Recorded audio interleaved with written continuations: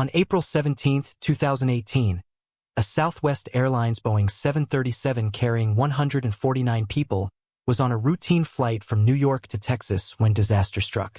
At 32,000 feet, one of the plane's engines suddenly exploded, sending a powerful shockwave through the cabin. As passengers struggled to comprehend what had happened, they noticed something terrifying. A passenger had been partially pulled through a shattered window. With the aircraft in distress and a life hanging in the balance, the captain made a critical decision in an attempt to save everyone on board. This is the story of Southwest Airlines Flight 1380. Flight 1380 was a scheduled morning trip from LaGuardia Airport in New York to Dallas Love Field in Texas. The aircraft was an 18-year-old Boeing 737-700, registered as N772SW. As a next-generation variant of the 737-300, it was powered by two CFM International CFM56-7B-24 engines. Over time, undetected fatigue cracks had developed in one of the engine's fan blades, evading maintenance inspections. Alarmingly, a similar issue had caused an engine failure on a different Southwest flight just 20 months earlier. Now, history was about to repeat itself. Onboard Flight 1380 were 144 passengers and 5 crew members, including 2 experienced pilots. Captain Tammy Jo Schultz, a 56-year-old former U.S. Navy pilot, had accumulated over 11,700 flight hours, more than 10,500 of those on the Boeing 737, mostly as captain. She was accompanied by First Officer Darren Lee Ellisor, a 44-year-old former U.S. Air Force pilot with around 9,500 flight hours, including nearly 7,000 on the 737. Pre-flight inspections detected no issues, and weather conditions along the route were favorable. The pilots taxied onto the runway and received clearance for takeoff. At 10:43 a.m. local time, Flight 1380 departed, unaware that a hidden defect in the plane's engine would soon lead to a life-threatening emergency. At 11:02 a.m., as the aircraft climbed towards its cruising altitude of 38,000 feet, a sudden explosion rocked the plane. The source was the left engine beneath the wing. One of its fan blades, weakened by a fatigue crack, had failed, breaking free from the fan disc. The violent impact shattered the engine's containment ring and ripped apart parts of its cowling. Debris from the damaged engine struck the fuselage near row 14, smashing a passenger window. Inside the cabin, the decompression was immediate and severe. A female passenger seated next to the shattered window was partially sucked out of the plane, her upper body dangling outside. Only her seatbelt prevented her from being completely ejected. Meanwhile, in the cockpit, the pilots felt the explosion but had no idea about the full extent of the damage. They struggled to control the aircraft as it banked left, accompanied by severe vibrations. Moments later, a warning alarm signaled a loss of cabin pressure, meaning the passengers were at risk of hypoxia due to the thin air at high altitude.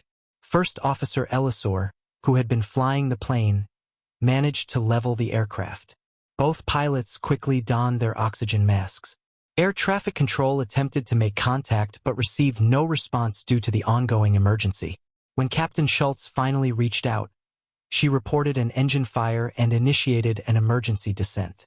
The aircraft rapidly descended through 28,000 feet, but in the chaos, the flight crew failed to inform the cabin crew about the emergency landing. Fortunately, the plane's oxygen masks had deployed automatically, providing passengers with crucial support. However, one passenger needed far more than an oxygen mask. Flight attendants moving through the cabin with portable oxygen masks soon discovered the passenger who had been partially pulled through the broken window. With the help of other passengers, they managed to pull her back inside, though she had suffered severe injuries. They laid her across a row of seats and provided immediate medical assistance. In the cockpit, the pilots considered their landing options.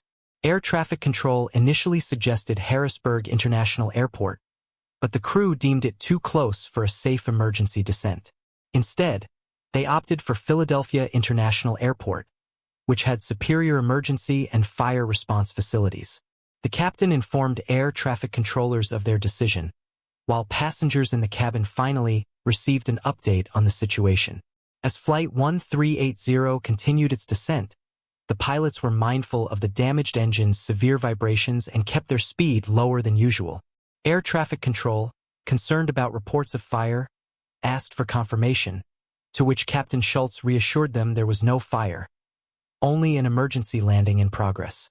By this time, multiple air traffic controllers were trying to gather updates, but the captain refrained from declaring an official mayday until speaking with the Philadelphia control tower.